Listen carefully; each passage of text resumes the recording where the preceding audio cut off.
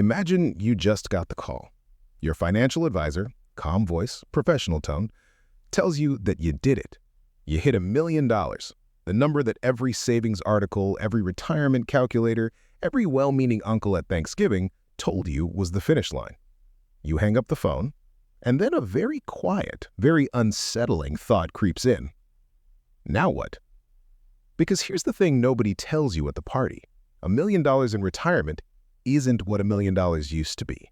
And the math, the actual cold, unromantic math, suggests that for a lot of Americans, $1 million might not even be enough to retire comfortably at all. That's not a headline designed to scare you. That's arithmetic. Let's talk about it. First, we need to understand where this number came from. Why $1 million? Why not 800,000? Why not 2 million? The $1 million retirement goal didn't emerge from rigorous actuarial science. It emerged from somewhere much less reliable. It emerged from culture, from magazine covers in the 90s, from a time when $1 million was genuinely staggering wealth, when a house cost $40,000 and a year of groceries cost less than some people's monthly streaming subscriptions today. The number stuck because it was round, because it felt enormous, because it gave people something clean and satisfying to aim at. But inflation doesn't care about satisfaction. $1 million in 1990 had the purchasing power of roughly $2.2 million today, which means if your parents retired on $1 million back then, they were effectively retiring on what would need to be about $2 million now just to have the same standard of living. We didn't adjust the goal, we kept the number and changed the world around it. That's the first crack in the foundation. Now here's where most people think the story ends.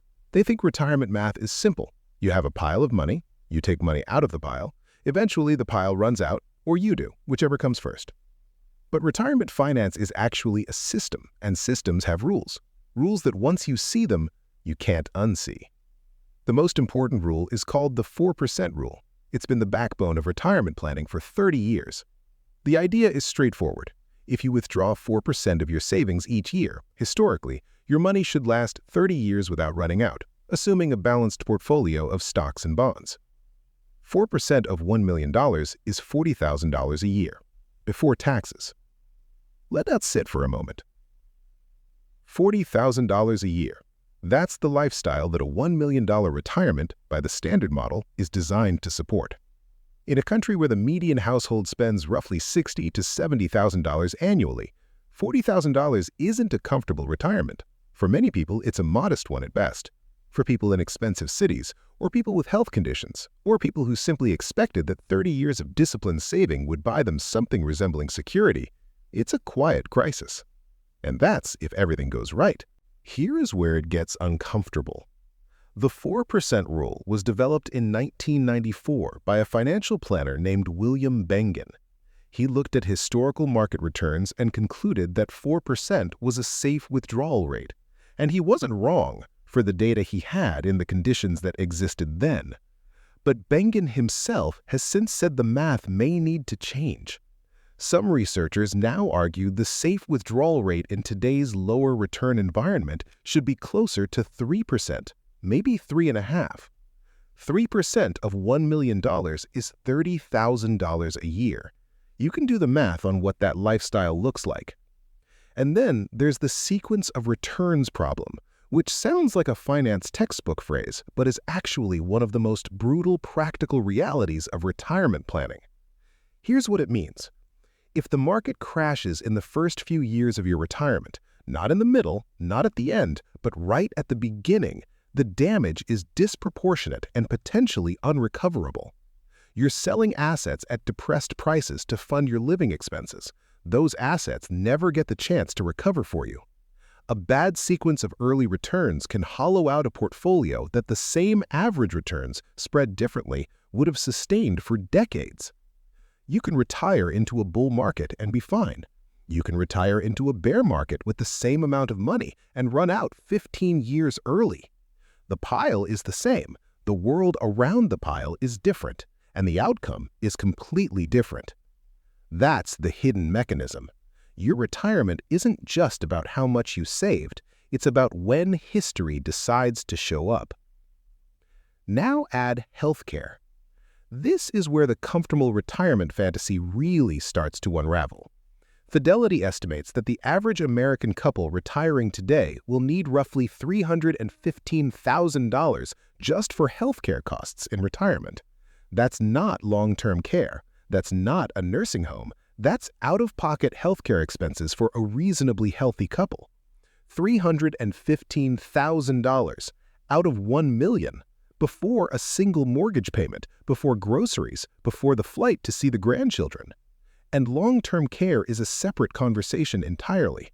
About 70% of people over 65 will need some form of long-term care in their lifetime. The average cost of a private nursing home in the United States is now over $100,000 a year. A stay of 3 years, not unusual, wipes out $300,000. A stay of 5 years is $500,000. One health event, one diagnosis, and the math that looked uncomfortable before starts to look catastrophic. But here's the irony that nobody wants to admit out loud. The $1 million retirement goal was never really a retirement plan. It was a marketing plan.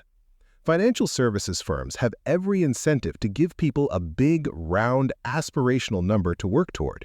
It keeps people engaged. It keeps assets under management. It keeps the industry relevant. $1 million sounds like an endpoint, but for the industry, it's a product. Meanwhile, the actual research on retirement income adequacy, the work that doesn't make it onto glossy brochures, paints a more complicated picture. The Stanford Center on Longevity, the Employee Benefit Institute, researchers across the country have been quietly publishing papers for years arguing that most Americans are underprepared. Not slightly underprepared, significantly. And the people hitting $1 million? Many of them are better prepared than 90% of the population. The median retirement savings for Americans in their 60s is around $87,000. Not $1 million, $87,000. So the $1 million conversation, as sobering as it is in some ways a luxury problem. The people who need to hear it are already ahead of most of their neighbors. Zoom out for a moment. This isn't just a personal finance problem. It's a structural one. We built a retirement system in this country, Social Security, defined benefit pensions, and personal savings, during an era of different economics.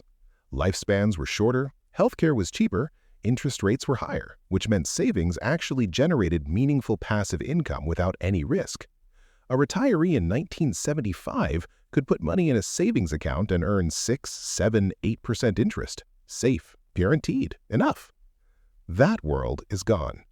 Interest rates have been low for so long that the entire premise of risk-free retirement income has been quietly dismantled. At the same time, the shift from pensions to 401k plans transferred the burden of investment risk from institutions to individuals, most of whom had no training in portfolio management and no margin for error. We handed people a problem that used to be solved by professionals, gave them a target number from the 90s, and told them, good luck. And then we act surprised when the math doesn't work out. Here's the conclusion, and it isn't a comfortable one. $1 million is not nothing. It is a meaningful achievement that most people will never reach. If you're building toward it, keep building. But the number itself has become a kind of collective, comfortable illusion, a way of telling ourselves that the problem is solvable with enough discipline, that if we just hit the target, everything will be fine. The reality is more ambiguous. $1 million can fund a modest retirement if you're healthy, if you retire at the right time, if you spend carefully, if you don't need extended care, if inflation cooperates, if the market cooperates, if you live in a low-cost area, if Social Security stays intact, and if nothing unexpected happens. That's a lot of ifs. The question worth sitting with isn't whether $1 million is enough, it's why we decided, collectively, that it was the answer before we really understood what the question was. Because in retirement, unlike in most places, you don't get to go back and try again.